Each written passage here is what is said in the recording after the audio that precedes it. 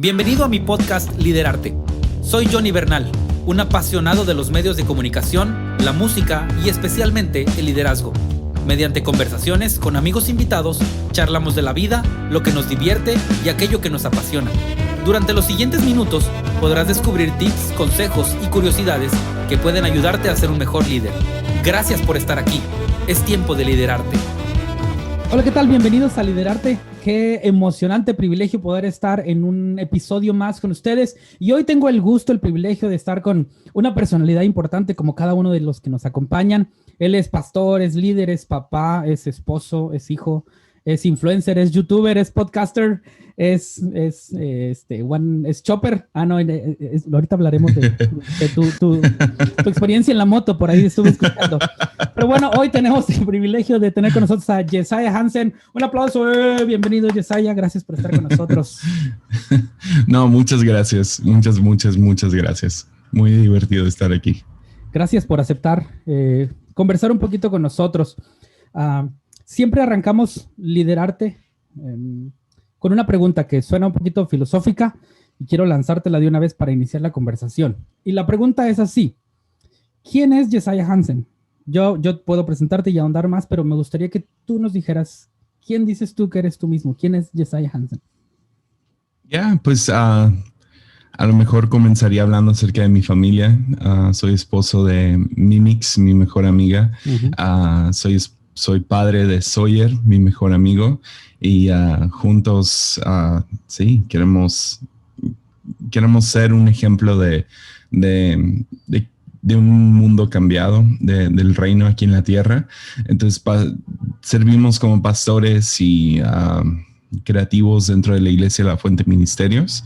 Y creo que eso sería lo que hago. ¿Y quién soy? Pues soy un hijo amado por Dios. Excelente. Anoté algunas cosas y de hecho en la presentación rápida que hice, bueno, fue eso, es esposo de Mimix. Uh-huh. Mimi, pero en redes sociales todos la conocemos como Mimix, ¿verdad? Desde como los 13 ella siempre se puso Mimix. ¿Y tú sabes por qué viene esto? ¿Es por nickname o algo así o solo genial así? No sé, yo pensaba al principio, porque ella era fan del punk y todo eso, pensé que tenía algo que ver con ya sea MXPX o Panda, que se escribía con X al final. Pero ella me dice que no, que nada que ver. Simplemente se le ocurrió y cerró con X. Muy bien. Papá de Sawyer, un siervo del reino, pastores, creativos, hijo de Dios. Genial. En La Fuente Ministerios, que es una iglesia bastante conocida, con una visión que me encanta, y ahorita quiero llegar a La Fuente, pero déjame te hago una pregunta que probablemente te hacen mucho, o tal vez no, yo veo tu nombre escrito, Jesiah, con H al final. Yo lo he dicho como Jesiah, pero también escucho que algunos te dicen Jesse. ¿Esa es la pronunciación correcta o cómo te gusta que te digan o cómo está este nombre? Se pronuncia Jesiah, pero todos mis amigos me dicen Jesse. Okay. Y es más fácil si alguien más lee mi nombre, es como siempre se están trabando. Entonces en vez de poner a todos a hablar en lenguas, mejor Jesse. Sí, es más ágil y bueno, yo también había escuchado eso, pero sí sé que es Jesiah. Entiendo que tu nombre es bíblico y ¿puedes contarnos un poquito? ¿Alguna vez preguntaste a tus padres acerca de por qué te pusieron este nombre? No, lo inventaron. Okay. Que estaban entre Jesse. Mi mamá me quería poner Jesse por un político que le gustaba y mi papá me quería poner Josiah, que sería Josías, ¿no? Y dicen que iban manejando, estaban viviendo, mi mamá es de San Francisco, entonces iban manejando y por este puente, ¿no? El Golden Gate. Ajá. Y dice que los dos al mismo tiempo dijeron, no, pues hay que juntar los dos nombres y le ponemos Jesiah. Gustó y ya. Yep. Pero creo que en estos días, después de que te hice la invitación, aceptaste, investigué y sí tiene un significado. Por ahí no lo anoté porque pensé que como era algo definido, pero es como Dios responde, algo así. Así que puede ser que se agregue ahí. Bueno, qué emocionante saber que tus padres están pensando en ti y que unen sus deseos para generar una identidad tuya. Una de las cosas sí, que es... Adelante. Sí, siempre ha sido así. Mi mamá es bastante liberal, se podría decir, muy enfocada en gente. Ella maneja una casa hogar con más de 30 niños, lo ha hecho por más de 15 años. Y mi papá es bastante conservador. Viene de una iglesia un poco más tradicional. No es hardcore porque pues, se casó con mi mamá. Entonces, ella no lo deja ser hardcore, pero pues entre los dos trae un balance muy chistoso. Por ejemplo, cuando Donald Trump ganó en el 2016, estuve en la casa con ellos. Estábamos viendo, ¿no?, las elecciones, están entrando los resultados y, o sea, y creo que como todos estábamos como, no, Donald Trump de ninguna manera va a ganar, y ganó. Mi mamá lloró y me abrazó. ¿De felicidad o de tristeza? De tristeza, estaba muy asustada, pero mi papá había votado por él. Wow. Entonces, emociones completas diferentes en casa. Ajá, yep. Pero lo han hecho funcionar y creo que soy un producto de esos dos puntos de vista. Creo que concuerdo más con mi mamá, como todo hijo. Sin embargo, al mismo tiempo, pues sirvo bajo mi papá. Mi papá es mi pastor, ¿no? Entonces, literalmente hay algunas bajo. Cosas. Literalmente bajo. Entiendo que él está... Su oficina literal queda arriba del mío. Él está en el aposento alto. Pero sí, entonces sí, tener ese tipo de voz en mi vida me ha ayudado mucho a navegar ciertos temas que creo que si no hubiera tenido esas... yo no lo llamo restricción, sino esa como... Es como el papalote, ¿no? Que no funciona si no tiene la tensión de la cuerda sosteniéndolo. Entonces hay ciertas ideas que si no tuviera esa tensión de que sirvo bajo mi papá, creo que ya hubiera perdido vuelo, digámoslo así. Me ayuda a navegar ciertas cosas con un buen balance. Es interesante porque te conozco de hace tiempo, has estado en los últimos años en el top de predicadores, de líderes de influencia entre los jóvenes, no solo de México, sino de Latinoamérica. Y voy a hacerte esta percepción, con mucho respeto, de algunos amigos que te conocimos hace años. Y es como, no, ese cuate qué, o sea, está barbón, alto, siempre con gorra, así, vestido de negro o de chaqueta, y luego tatuajes. Pero cuando te escucho un tono conservador. O sea, muchos creo que te han juzgado. Y creo que yo no, porque me acerqué a escuchar lo que compartías y por eso te propusimos en algún momento para estar en un evento. Y yo decía, es que lo que escuchas no tiene mucho que ver con lo que ves, porque Jesse es en su vestimenta y en su forma de ser, claro, es liberal, es abierto, su vestimenta, su estilo, hasta da miedo. Yo saco mi billetera y te la entrego si te veo en la calle. Pero luego te escucho y me da mucha paz. De hecho, has compartido ciertos mensajes.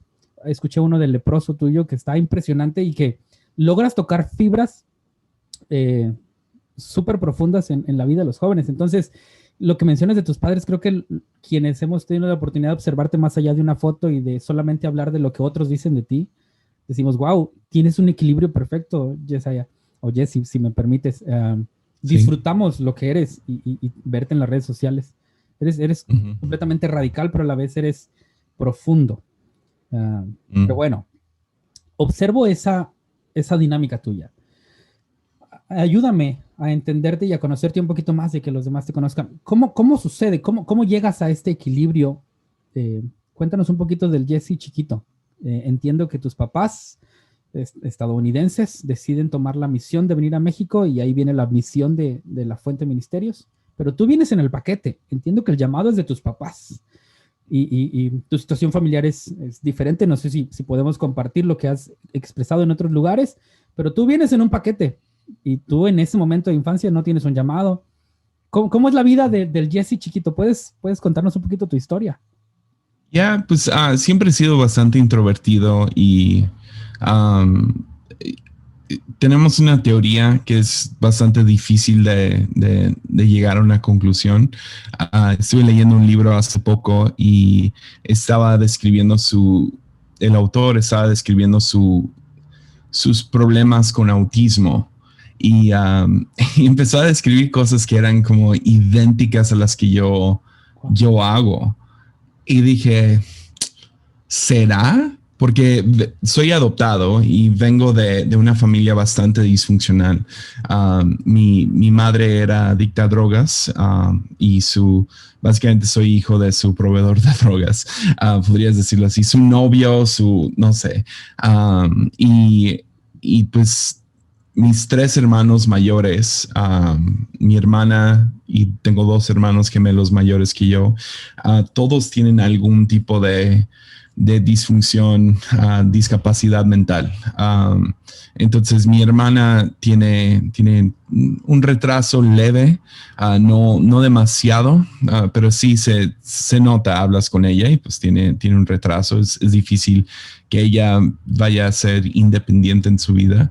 Y luego mis 2 hermanos tienen ya algún tipo de retraso bastante severo. Y uno de mis hermanos tiene, aparte de su retraso, un autismo fuerte. Entonces dije, pues, o sea, ya está la evidencia. Entonces hablé con mi mamá y le dije, oye, cuando yo era chico, ¿había alguna evidencia de esto? Y me dice, sí, 100%. Te llevamos a todo tipo de doctores para ver qué tenías.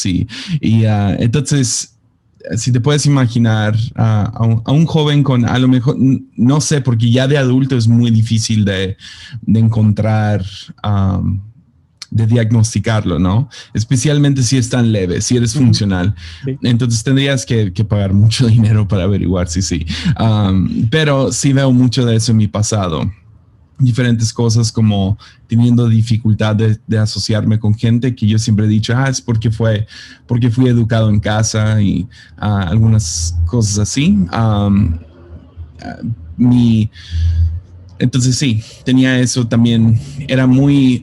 Siempre he sido muy enfocado a tal grado que no es necesariamente bueno, a un grado casi destructivo, pero también al ser educado en casa me enseñó a ser autodidacta. Entonces duré más o menos un semestre en la escuela, en la universidad, y terminó siendo un fraude. Entonces terminé saliendo y a los pocos meses estaba pastoreando, entonces ya no había como que tiempo para estudiar.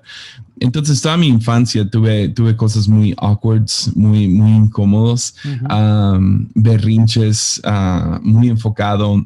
Nunca he tenido muchos amigos cercanos. Mis amigos más cercanos viven a, no sé, miles de kilómetros de distancia. Y es por lo mismo, es más fácil tener amistades por texto para mí, tener amistades que veo de vez en cuando y ahí le puedo invertir todo lo que tengo. Entonces, no sé, no me animo a decir, soy autista porque tengo conocidos que tienen hijos autistas y es más fuerte, ¿no? En el espectro, pero definitivamente veo ahí, sí, tengo tendencias a eso. Y entonces también al ser autodidacta, pues aprendí a estudiar por mí mismo, y si quería pasar un examen en la prepa, tenía que leer los libros, ¿no? Tenía que hacer el esfuerzo. Entonces sí, fui bastante antisocial, y luego aparte soy medio dramático y emocional, entonces agrégale todo eso y tienes a un emo antisocial que tiene muchas preguntas acerca de Dios y acerca de la iglesia, y cuando juntas eso con pastores de jóvenes que no saben de lo que hablan, o pastores de niños que no saben de lo que hablan, tienes a un joven bastante amargado. Entonces, era el hijo de pastor clásico, ¿no? Lo bueno es que como no tenía muchos amigos, no me invitaban a las fiestas y nadie me ofrecía marihuana. Entonces estaba listo. Me acuerdo que estaba listo. Si alguien llegaba y me ofrecía algo, yo lo iba a hacer, y nunca lo hice porque no tenía quien me ofreciera. Wow. Entonces, donde terminé cayendo fue bastante depresión. Yeah. Y le agregas a eso pornografía y se vuelve algo muy peligroso. Y a los 17 años terminé teniendo un encuentro innegable con Jesús que radicalmente cambió mi vida y cambió mi perspectiva. Y de ahí ha sido una jornada hermosa con no sé, tratando de conocer a Dios más y más. Y entonces eso me ha llevado por diferentes ramas de cristianismo y diferentes voces y tratando de aprender todo lo que pueda acerca de Jesús, quien cambió mi vida. Yeah. Interesante historia. De hecho, creo que hay mucho de dónde observar al Jesse que hoy todos admiramos y conocemos como un pensador, como un predicador. Mencionas la edad de 17 años, pero antes de eso, bueno, esta edad de 17 años es la edad donde escuchaste a un misionero hacer una oración. Es algo que por ahí compartiste me parece, con el pastor Corson. ¿Es Yeah. lo que ocurre? Sí, fue a los 17 que tuve... estaba en el grupo de jóvenes porque me forzaban a ir y tenía que regresar y decir de qué habló el pastor. Entonces, si quería salir o quería hacer algo, quería, no sé, comprar algo, tenía que ir a la iglesia. Entonces, estaba en el grupo de jóvenes y llegaron un equipo de el grupo YWAM o Jukum, Juventud con una Misión. Llegaron y siempre hemos recibido equipos, pero usualmente son gringos, ¿no? O sea, todos son americanos. Teníamos grupos de Noruega viniendo. Entonces sí teníamos como que no sé, esa relación con diferentes iglesias en Estados Unidos. Y para mí siempre era buenísimo porque podía reinventarme cada semana y conocer a gente con la cual no iba a tener una relación de mucho tiempo. Entonces, este equipo en específico fue muy interesante porque, o sea, de los cientos de equipos que han venido a La Fuente en la existencia, ¿no? Desde que hemos estado en México, resalta porque era un equipo con 8 personas y todos eran de diferentes países y hablaban diferentes idiomas. Wow. O sea, todos tenían inglés en común, ¿no? Claro. Pero tenías a gente tenías una muchacha china, tenías un noruego, tenías a alguien de Brasil que hablaba portugués. Y al pastor de jóvenes se le hizo interesante la idea, y es muy buena, donde los invitó a la plataforma a orar en su lenguaje por México, por el grupo de jóvenes y me llamó mucho la atención. Entonces ahí estuve escuchándolos orar en su lenguaje y fue uno de esos momentos. Yo no sé quién estaba orando o ni qué estaban diciendo porque no entendía el lenguaje, pero tuve un encuentro divino, literal, o sea, muy difícil de explicar. La manera que lo trato de explicar es como es difícil de explicar cuando tienes estos encuentros. Es tan difícil como tratar de explicarle a alguien una canción que nunca han escuchado. Es bastante difícil, ¿no? O sea, está muy buena la nueva canción de Justin Bieber. Pues, ¿cómo es? Pues, o sea, ¿cómo se la describes? Tienen que escucharla. Y para mí es lo mismo. Este momento es difícil de explicar, pero resonó a tal grado que hasta la fecha, no sé, todavía me conmueve. Y no ha sido el único, pero fue una experiencia literal parteaguas en mi vida. Y creo que no sé cuánta gente lo notó luego, tomó tiempo, pero yo sí lo noté. Yo sentí algo que dije, ya, esto es real y no puedo mirar atrás. Al grado de que sigue haciendo eco hoy. Digo, lo recuerdas y sigue conmoviéndote. 17 años, pero se me ocurre pensar, y de hecho la regla que dices es muy interesante. Dices, tus papás te obligaban a ir y dar experiencia de algo que aprendiste, algo que viste, algo que hiciste, para poder hacer. ¿Cómo es entonces la infancia de Jesse? Es decir, el niño de 5, 10 años, esta dinámica de ser hijo de pastor, y yo también soy hijo de pastor, lo peor, o el más observado, o el que tiene que saberse todos los textos. ¿Te tocó vivir, sufrir algunas experiencias de pequeños, de 5, 10, 15 años, y decir, la iglesia no es para mí, o la iglesia no me entiende? ¿O todo ha sido miel sobre hojuelas? No, para mí fue más en la adolescencia cuando eso empezó a suceder. Pero en mi infancia, mi mamá le costó mucho el español. Okay. Entonces, ella no estaba fuera y, no sé, de misionera mucho como mi papá lo era. Y se dedicó a mí y a mi hermana. Entonces, mucha de mi infancia fue cerca de mi mamá. Fue estando en casa. Claro, había amigos y diferentes cosas así, pero mucho fue estar con ella. Y cuando sí salíamos, era más o menos cada mes íbamos por 1, 2, 3 semanas a diferentes ranchos y vivíamos ahí. Pero pues estando en esos ranchos, pues tenía experiencias muy interesantes. Me tocó castrar un puerco a mis como 9 años de edad. Un día uno de los hermanos de la iglesita que teníamos dijo, hey, ¿qué tal Jesse viene a sembrar con nosotros?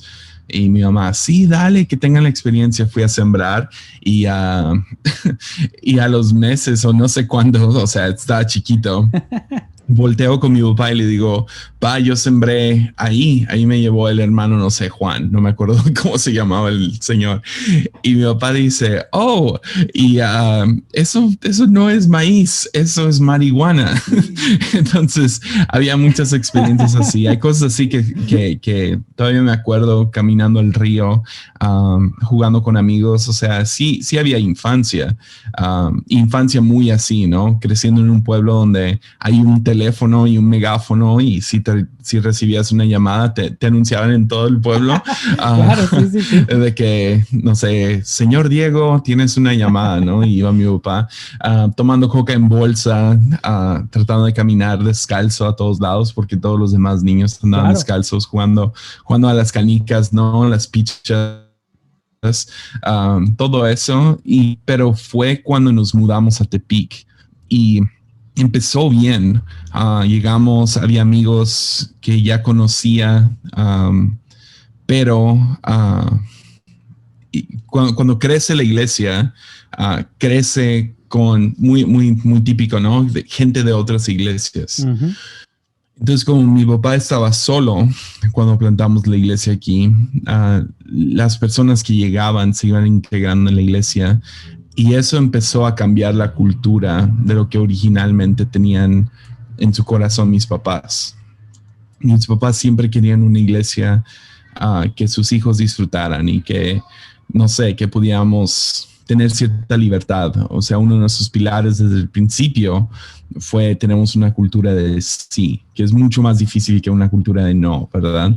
Pero cuando diferentes personas empezaron a tomar cierta influencia en la iglesia, sea de, no sé, el grupo de jóvenes, niños, alabanza, cosas así, empezó a cambiar la cultura y ahí fue cuando me perdieron a mí.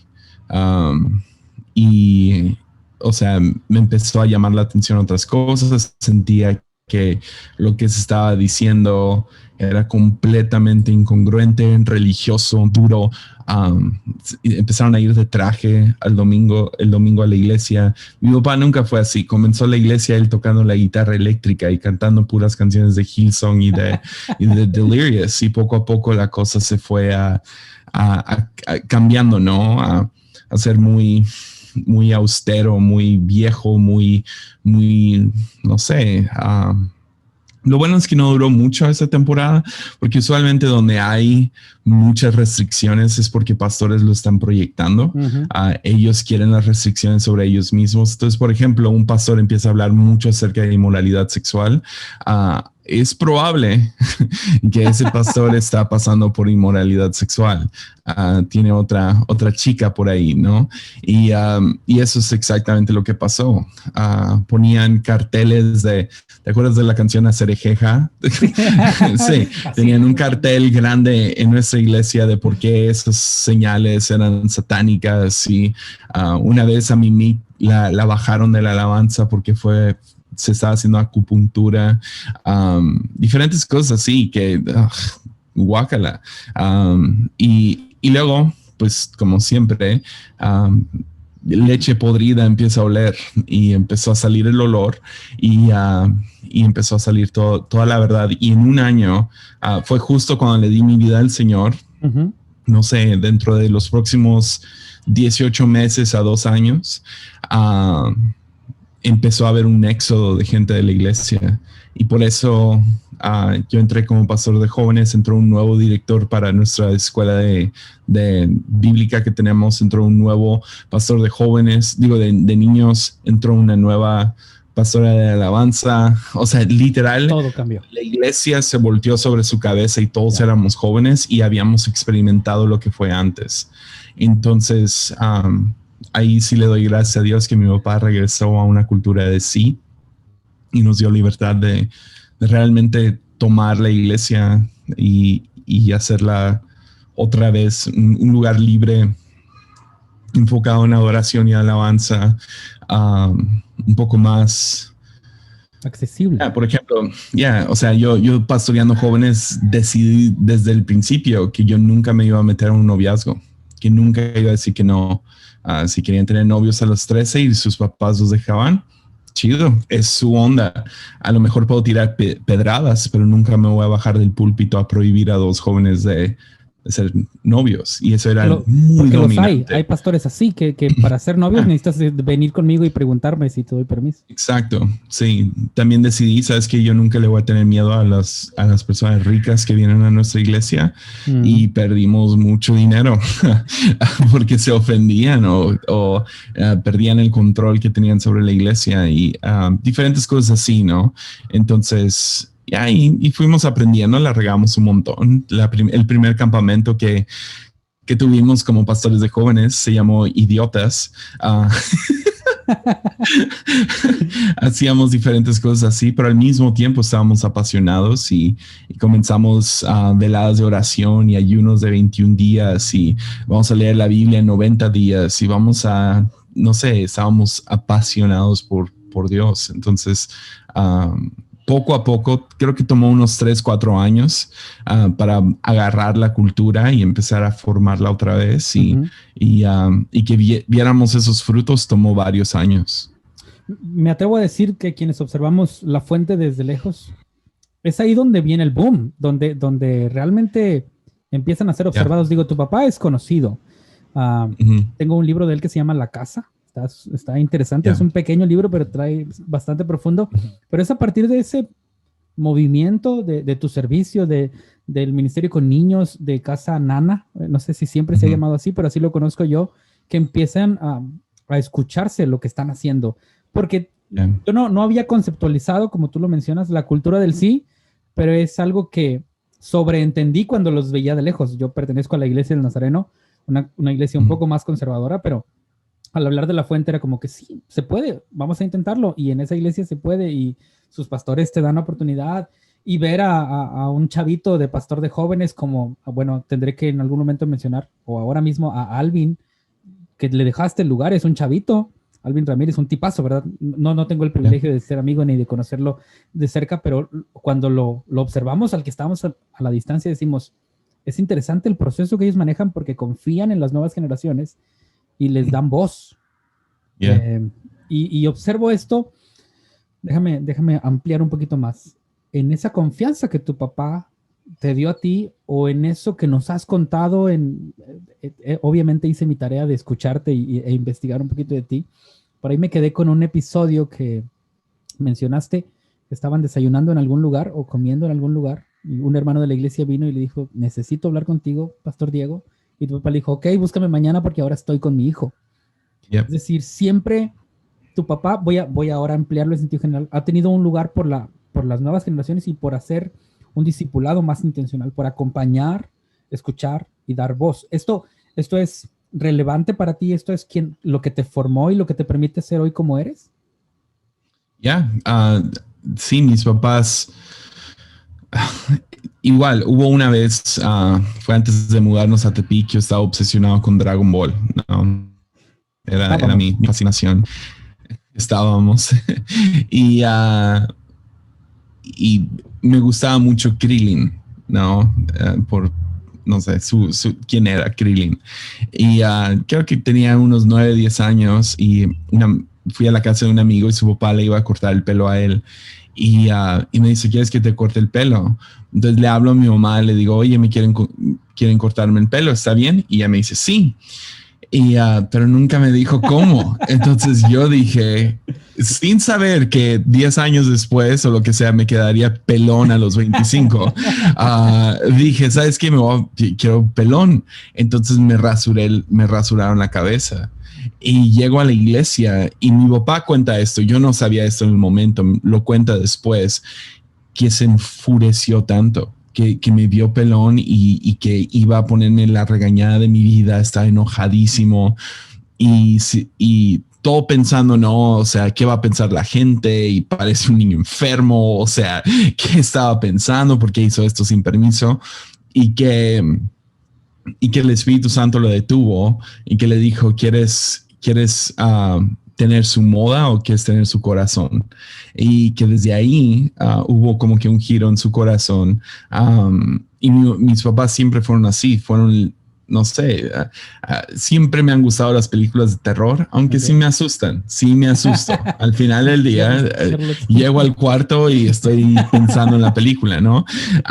Pero siempre me han gustado y mis papás me daban chance en Halloween de no salir, porque pues la iglesia que pertenecíamos en Mazatlán y pues los pastores que teníamos aquí en Tepic al principio lo veían muy mal, ¿no? Y me dijeron, no puedes salir, pero ¿qué tal? Y mi mamá hacía esto y se me hacía tan lindo.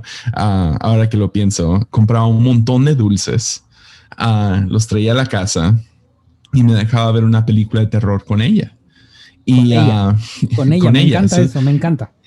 Y ella lo odiaba cada segundo, pero se sentaba conmigo y veíamos una película de terror juntos. Y era algo así como La Momia o algo así, ¿no? Chucky.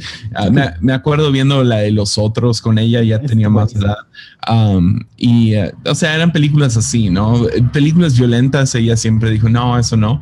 Pero sí era una película de terror y era bastante... La primera película clasificación C que vi fue Anaconda, ¿no? Y lo vi con ella. Okay. Y entonces sí había como que buscaban eso. Ok, ¿te gusta esto? Ok, déjate, te damos el parámetro y te guiamos en esto. Tatuajes, por ejemplo. Mi papá siempre, o sea, era anti-tatuajes. Mi mamá no. Mi mamá desde los 18 me empezó a presionar que cuando me voy a hacer mi primer tatuaje, cuando te lo vas a hacer, te quiero ver con los brazos cubiertos, ¿no? Pero por el parámetro de mi papá, se me hizo sabio esperar hasta que me casara.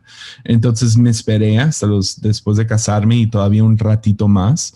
Y entonces tengo buenos padres y es un buen balance entre mi mamá siendo bastante libre y dale y sí, o sea, dispara hacia la luna. Y mi papá diciendo, ok, pero piensa en esto, sé sabio, cómo quieres manejar eso, usa mejor lenguaje, especialmente ahora con Armadillo, que estoy trabajando diferentes temas que podrían ser muy controversiales, polémicos, lo que sea. No grabo nada sin primero hablar con él. Y ok, sí, pero y tiene esas cosas, ¿no? Y yo puedo decidir, ok, yo ya soy un adulto y sabes que yo creo esto y esto, pero se me hace, me encanta la sabiduría de mi papá, entonces voy a someterlo a su sabiduría y a la libertad de mi mamá y al final, o sea, mi mamá siempre gana, ¿no? Ella es la verdadera jefa, pero teniendo esas dos voces ayuda mucho. Yeah. Hice anotaciones acá mientras mencionas porque quisiera que tomáramos unos minutos para hablar de tus padres, pero ahora eres padre. Ujú. Y mencionas cosas como, me pedían que fuera a fuerza a la iglesia. Entonces, ahí hay un elemento divertido. Yo no sé si tú lo harías, voy para allá. Pero también mencionas que eras libre, o sea, te daban oportunidades y te dejaron ser. Es decir, había una regla, pero no no sé si decirlo así, una regla, pero no una condición. Tienes que ir con que cumplas. Yeah. Pero también había esa capacidad de conversación y de escucha, y no solo hazlo porque se acabó. Y al mismo tiempo esa petición de no solo escucho lo que libremente me dices, sino te pregunto. Yeah. Es decir, ¿quieres que te compre los tenis? ¿Quieres ir a la fiesta? ¿Quieres salir ve a la iglesia? Esa es la línea. Y regresa y cuéntame algo. Y entonces, Yeah. ahora, en un niño autodidacta, en un niño que no tiene muchos amigos, en un niño, digo, por lo que has mencionado, debe ser interesante esa dinámica, esa adolescencia, esa cercanía a la juventud de decir, ok, sí se me ponen reglas, pero me dejan ser. ¿Cómo percibes o puedes conceptualizar esto del trabajo de tus padres ahora que eres padre? ¿Con qué te quedas y qué vas a llevar a cabo con Sawyer? ¿Qué está sucediendo ahora que eres papá? Pues creo que la mejor analogía es le enseñas al niño a no tocar la estufa caliente. Okay. Y le explicas por qué. Creo que muchos papás, creo que papás es que hay de niño en niño, ¿no? Uh-huh. Y creo que el chiste es conocer a tu hijo, conocer a tu hija. Cuáles son sus deseos y luego dices, ok, ¿qué es lo que va a impedir esos deseos? ¿Qué es lo que va a impedir su crecimiento y que algún día ellos puedan llegar a ser la mejor versión de ellos? Y luego ser muy claro con esas reglas. Entonces, para mis papás siempre valoraron la iglesia aún en sus tiempos complicados. Y teníamos conversaciones de eso. O sea, yo me acuerdo varias veces llegando y diciendo, pusieron un cartel de hacer eje en el grupo de jóvenes. O esto y lo otro, no sé, salían diferentes cosas, ¿no? El pastor dice que masturbarte te hace ciego. Eso no es cierto. ¿Sí me entiendes? O sea, sí. Googlealo de volada y vas a darte cuenta que no. ¿Por qué está predicando esto? Y teníamos conversaciones. Ahora no me acuerdo qué exactamente dijeron acerca de esas cosas, pero sí me escuchaban, estaban conmigo. Y las reglas que me ponían siempre era muy basado en carácter. Entonces, un ejemplo muy claro, una regla muy clara en casa fue no hay secretos. Hay privacidad, claro, pero secretos no. Secretos, otra cosa que muy, muy interesante, ahora veo mucho del valor, pero en el momento no lo entendía, es que no me dejaban tener amigos quedarse la noche conmigo o yo quedarme la noche en casas de amigos. Y fue muy basado en la adolescencia de mi papá. Mi papá sí fue adicto a drogas, sí vivió una vida muy fea. Terminó en la cárcel a los como 6 años de edad. Y todo esto nacía de dormir con sus amigos, dormir en casa ajena. Entonces me pusieron esa regla, yo no la entendía, siempre estaba enojado. Se hacía de vez en cuando y las veces que se hacía eran las veces que peores cosas aprendía. Había algo acerca de quedarme en la casa de alguien más o en la casa de un primo venía y se quedaba. Muchos de mis problemas de joven nacieron de eso, de pijamadas, ¿no? De quedarme en la casa de alguien más. Vimos una película que no deberíamos de ver, googleamos boobies por primera vez. Mi primo me explica cómo se masturba uno, diferentes cosas así que dices, oh man, mi papá tenía toda la razón. Aunque fueron flexibles, lo hicieron de vez en cuando. Cada vez que lo hacían, algo salía, no, algo mal. Entonces mis papás siempre fueron muy buenos para escuchar, para escuchar de dónde vengo y todo eso. Fueron muy flexibles en mi personalidad, en darme oportunidad de expresarme de diferentes maneras. Eran generosos, me compraban instrumentos o mi primera cámara, cosas así. y al mismo tiempo había reglas muy claras y siempre tenían que ver con carácter. Entonces, ya sea que no se le habla así a un adulto, no se trata así a una mujer, no secretos, no mentiras. Creo que los peores castigos que recibí creciendo siempre tuvo algo que ver con mentiras o secretos, ¿no? Entonces, y cuando confesaba, decía algo, era aplaudido, había como que cierta recompensa, era como, ni importó que fumé, ¿verdad? Entonces, me aplaudían porque me daban, por confesar, por salir a la luz, por mantener cosas así. Pero nunca les importó cuando quería pintarme el pelo o quería comprar tal ropa o algo por el estilo o escuchar tal música.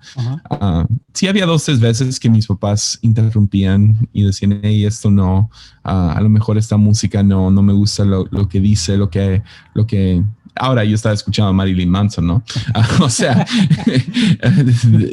tenían que poner algún tipo de línea, pero ya creciendo no les importó tanto.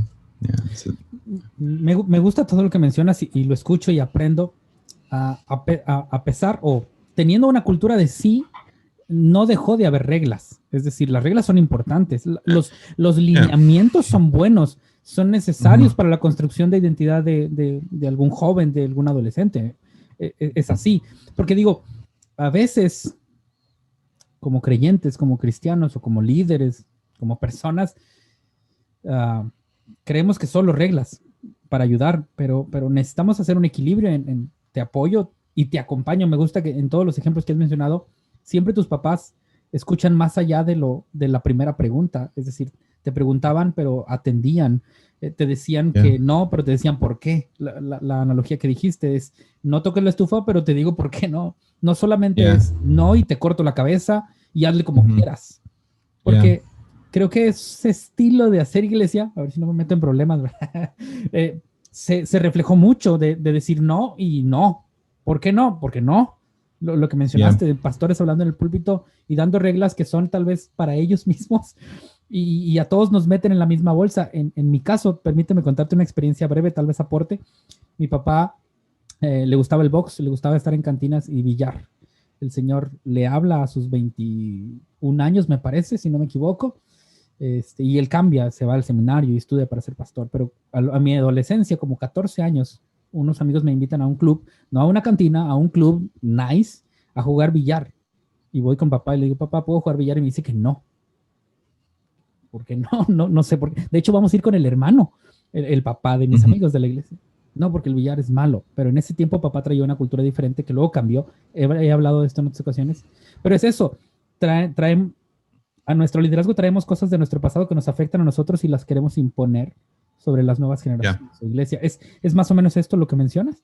Sí, y o sea, creo que nos da flojera explicar el por qué, sinceramente, o nomás decimos no porque no. Y no sé por qué, nos da miedo, nos da flojera dar la razón de por qué no. Y mis papás fueron siempre muy buenos con eso. O sea, una de mis primeras memorias fue, me subí al balcón, al barandal del balcón y estaba caminando y balanceándome sobre él. Yo no sé cuántos años tenía, haber sido, no sé, 5 o 6 años.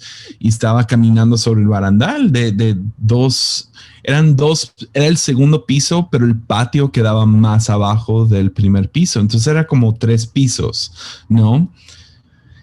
Mi mamá llega súper amable. Hey, Jesse, wow. Y me agarra y en cuanto me baja, ¡te vas a morir! ¡Nunca haces otra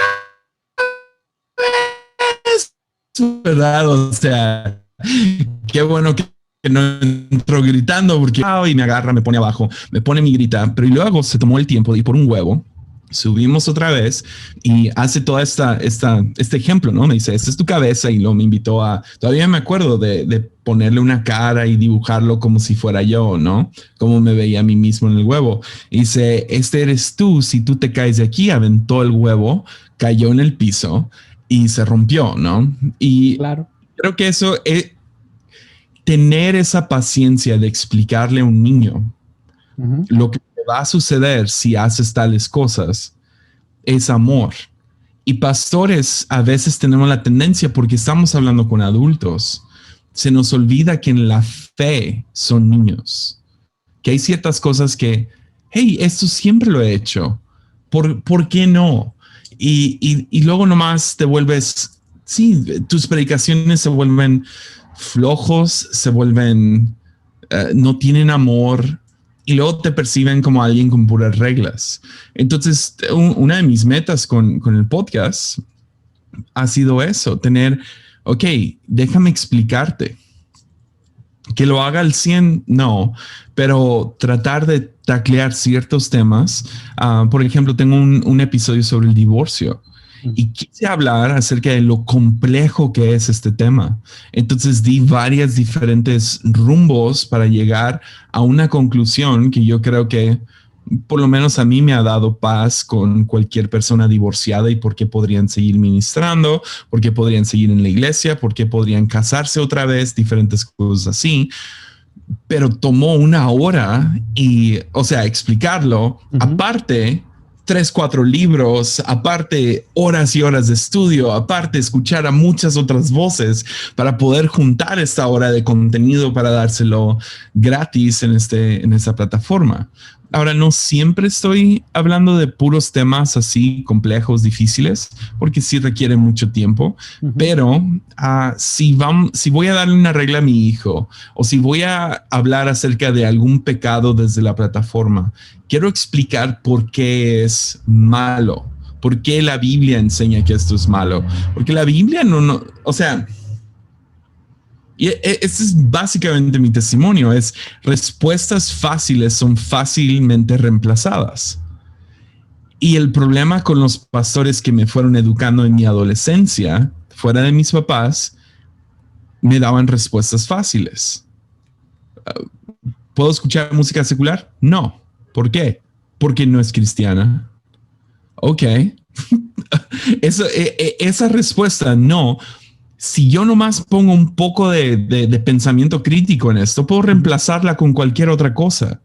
Entonces, estas respuestas fáciles son fácilmente, reubicadas o reemplazadas, ¿no? Entonces, tenemos que tener mucho cuidado con esto. Es que si vamos a dar alguna respuesta fácil, que no nomás les demos la conclusión. Entonces, tu padre con el billar, hijo, o sea, tengo por un segundo y te doy mi testimonio.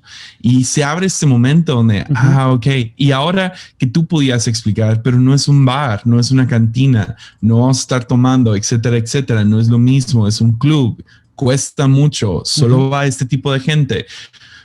Ahora ese diálogo los conectó aún más. Claro. Entonces, yo no estoy diciendo que mis papás siempre fueron perfectos con eso. Hubo tiempos que nomás me dan ¿puedo ir y quedarme en la casa de mi amigo? No. ¿Por qué? ¿Por qué no? Porque yo digo que no. Y están cansados, están estresados, traían 1000 cosas. Mi papá no me quiso explicar a los 6 años de edad que él, no sé, hizo esta serie de cosas que yo ni voy a entender. Sin embargo, sí tuvo cierta paciencia en poder sentarse y explicarme por qué. Y si no podían encontrar una razón de por qué no, como pelarme la cabeza a los 9 años de edad, quizás que prefiero tener su corazón que tener su comportamiento. Y entonces, siempre fueron muy buenos de esa manera. Es interesante lo que mencionas.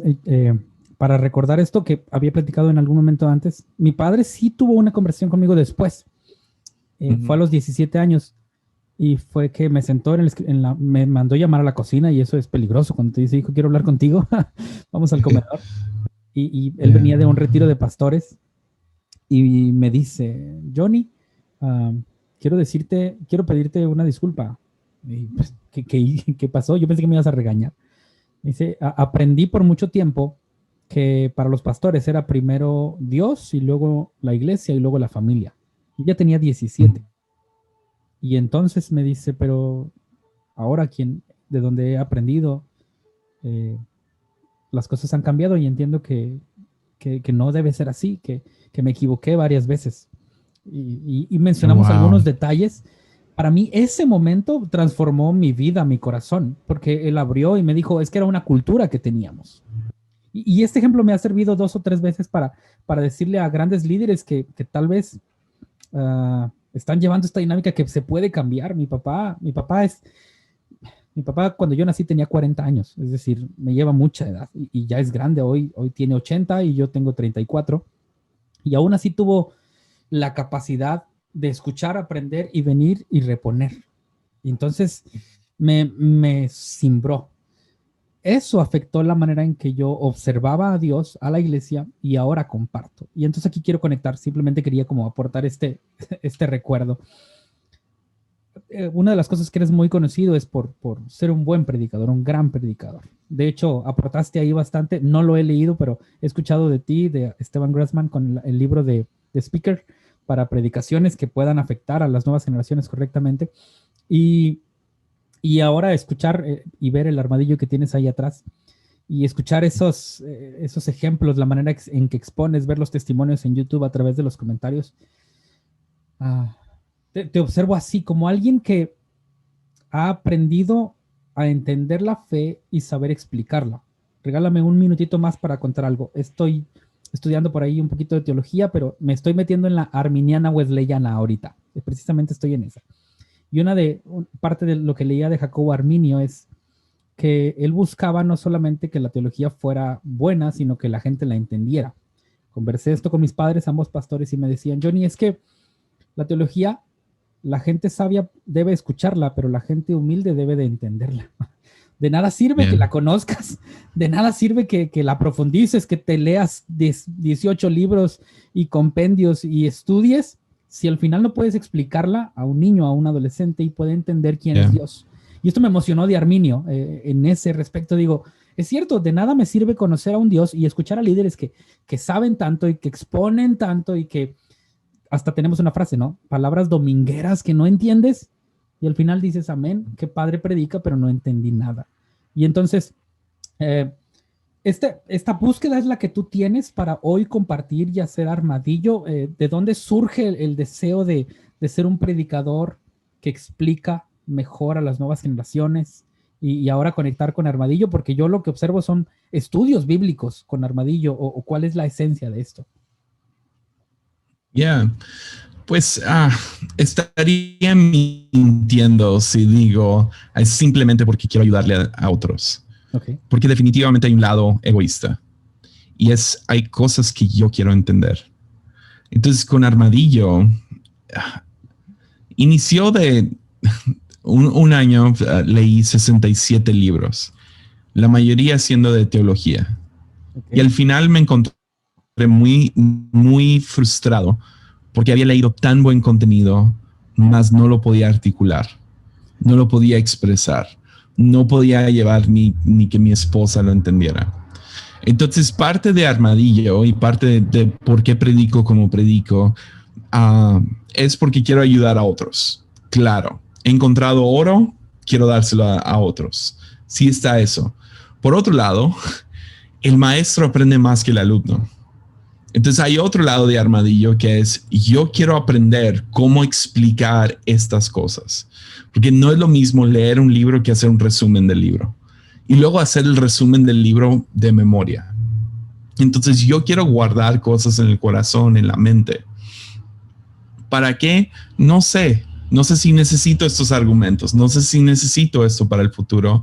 Sin embargo, es como que encontré oro y quiero quedármelo. Quiero quedarme con este oro. Al mismo tiempo, como no es oro, es información. Yo lo puedo compartir libremente y no la pierdo yo. Es como que encontré un río y puedo decir, oigan, los que tienen sed, aquí está el río, déjales, doy un mapa para encontrarlo. Entonces, no me quita mi agua que otras 100 personas lleguen a tomar del mismo río. Entonces, es un poco el porqué. Y también fui muy afectado por un momento mientras estaba pastoreando jóvenes. Fue como el año 3, 4 de estar predicando semanalmente. Y yo tengo uno de mis mejores amigos, se llama Germán Rodríguez, y él era el pastor de adolescentes, y mucho de lo que hicimos en la normal lo hacíamos pues entre yo y él, Mimi, y la ahora esposa de Germán, era su novia en el momento. Pero estamos bien ligados, ¿no? Muy, muy ligados, yo y Germán. Y una vez antes de salir a comer, estuve hablando con Mimi. Mimi no se acordaba el domingo de que había predicado el sábado. Y le dije, sí, pues ayer hablé de eso. Y me dice, ¿sí? Y ella, sí. Y entonces ya llevaba como que toda la semana, el próximo fin de semana salimos a comer con Germán y Priscila, su novia, y en el momento, creo que sí, era su novia, y estábamos sentados, estábamos comiendo, y yo saco el tema, mi esposa tiene muy mala memoria. Yo medio tirándola bajo el camión porque pues yo no podía llegar a tener en cuenta que, o sea, o no me pone atención o lo que sea. Yo había llegado a una conclusión de que ella estaba mal. Y estoy sentado en la mesa y le digo a Germán, le digo, por ejemplo, tú sabes de qué prediqué ayer, ¿verdad? Ese ya es el próximo fin de semana. Y me dice, sí. Y le digo, ¿de qué? Y literal nomás me pudo decir el medio, más o menos el título del mensaje. Y no me pudo explicar qué es lo que dije. Y fue en ese momento que llegué a la realización de que, sabes que esto no es, pues porque siempre queremos echarle la culpa a nuestras esposas. Nada que ver que mi esposa no pone atención o que tiene mala memoria. Tiene todo que ver con cómo yo explico las cosas. Uh-huh. Y eso radicalmente cambió cómo predicaba. Empecé a tener mucho más en cuenta, quiero predicar sermones que se queden grabados, y me obsesioné con predicadores. Literal, donde estaba escuchando 5 predicaciones al día. Te digo, soy muy obsesivo, entonces puede ser hasta dañino, ¿no? Entonces me sentaba y veía predicadores y estudiaba estandoperos y ¿por qué me acuerdo de tal prédica, pero de tal prédica no? Y me sentaba y veía los dos y ¿qué es lo que hace esta predicación memorable? Esta no. ¿Por qué esta persona es más fácil de entender que esta? ¿Por qué me pierdo? ¿Por qué me aburro? ¿Por qué me río? ¿Qué es lo que me hace? Y desde entonces he estado obsesionado con el tema de la predicación y poder explicar diferentes cosas.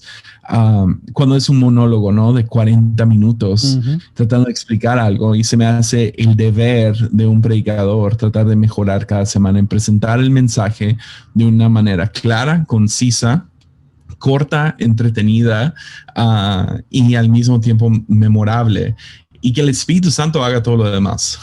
El Espíritu Santo que hagan que caigan las palabras donde tengan que caer, que den fruto a su debido tiempo, pero mi responsabilidad es no ser aburrido, no cansar a la gente y presentarlo de la manera más memorable posible. Entonces, eso es en lo que me quiero. Y con el podcast me ha ayudado a trabajar algunos temas. Ahí no estoy tan preocupado de que sea memorable porque el momento está grabado. Si alguien uh-huh quiere escuchar otra vez un episodio acerca de San Patricio, no tengo que estarme estresando acerca de hacer todo memorable. Tengo que nomás aprender cómo puedo articular esta idea y cómo puedo explicarla de una manera que sea, no sé, que lo entiendan en el momento. Que todos los detalles sean memorables no me importa tanto porque, te digo, es grabado. Gente uh-huh siempre le puede regresar, ¿no? Me gustó y me hace pensar como predicador en algo que he intentado y me he esforzado.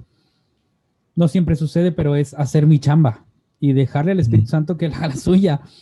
Creo que en alguna escuela o en algún momento nos pareciera ser que nos enseñaron que nosotros convertimos a las personas, que nuestra prédica los convierte, que nosotros nos encargamos de que ellos cambien, y no es así. Nosotros nos encargaríamos de compartir un mensaje que sea lo más efectivo posible para que el Espíritu Santo haga lo suyo. Y creo que, sin temor a equivocarme, es lo que logras con tus mensajes, aquello que dejas. Te digo, yo recuerdo mucho, para mí, uno de los mensajes que más me marcaron tuyos es el del leproso.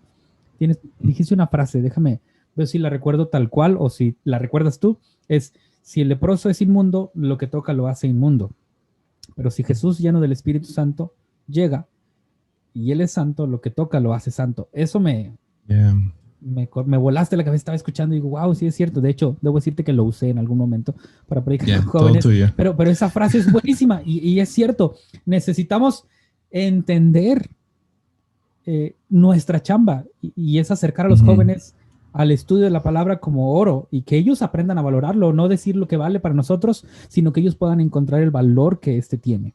Entonces, me gusta mucho. Ha avanzado el tiempo y me encantaría hablar más contigo, pero sé que ya tenemos que ir cerrando. Tengo una dinámica breve, a ver si puedes acompañarme en ella. Yo voy a decir una palabra y tú me respondes con una palabra o una frase corta, ¿ok? Para ir cerrando.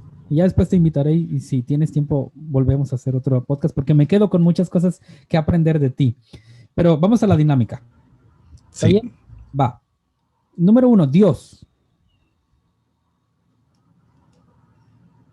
Padre. Tus padres. Bien.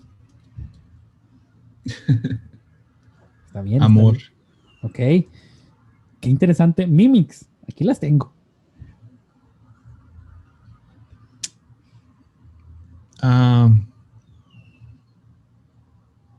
Mía.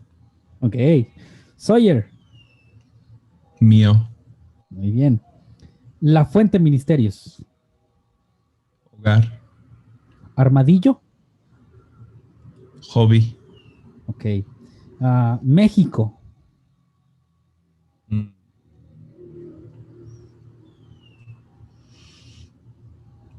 Man.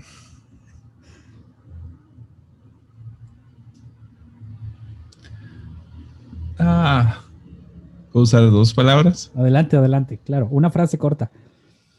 Vino y veneno. Okay. ¡Wow!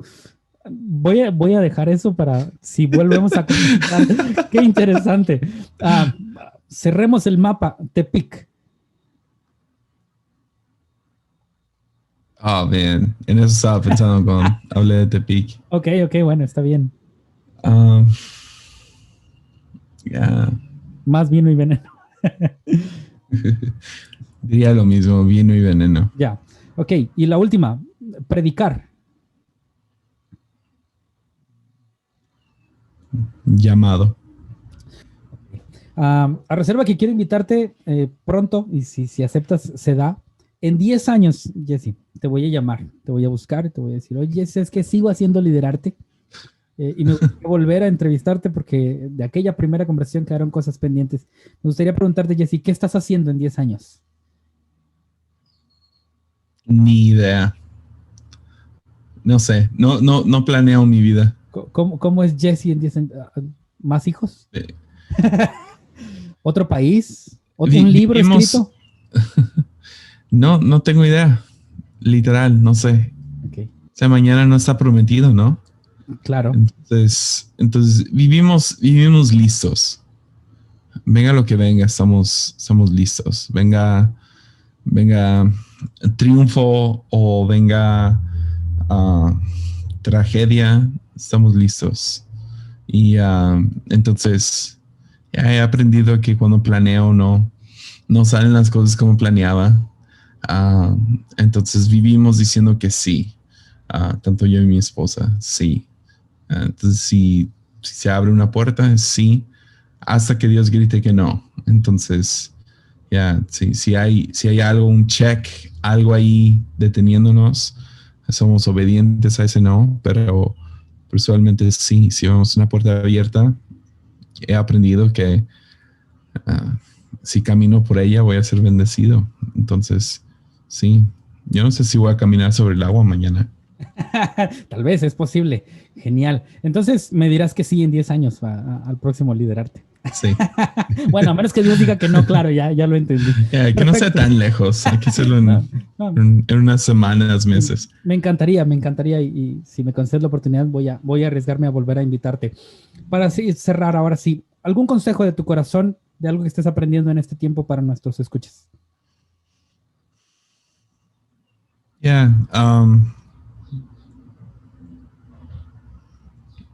He estado mucho con este tema de cómo estás por dentro termina reflejando cómo vas a estar por fuera.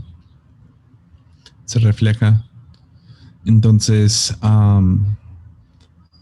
es imposible que todos estemos al 100. Estamos viviendo por medio de una pandemia global, una tragedia por todo el mundo, guerras, rumores de guerras, es una vacuna, economías quebradas, sueños perdidos. Es imposible que todos estemos al 100. Y creo que lo más peligroso, si le agregas a eso la negación o la ocupación, nomás mantenerme ocupado, vas a ver las consecuencias y los frutos de eso. Entonces yo he estado realmente teniendo en los últimos 2 meses, nomás haciéndome esa pregunta: ¿cómo estoy?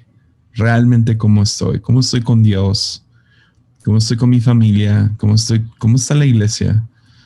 Y nomás deteniéndome a observar. Y ha tomado tiempo. Y han salido algunas cosas, pero siento que todavía no llego a la raíz de cosas en mi interior, cosas en nuestro matrimonio, en cómo estoy criando a mi hijo. Entonces, es un consejo que doy mucho y gente no les gusta, pero camina, no corras. Y sí, estoy escribiendo un libro que va a salir en unos 40 años, al paso y ritmo que voy. Camina, no corras. Pero ahí tengo una parte donde habla acerca de creciendo en el rancho, caminando descalzo a todos lados.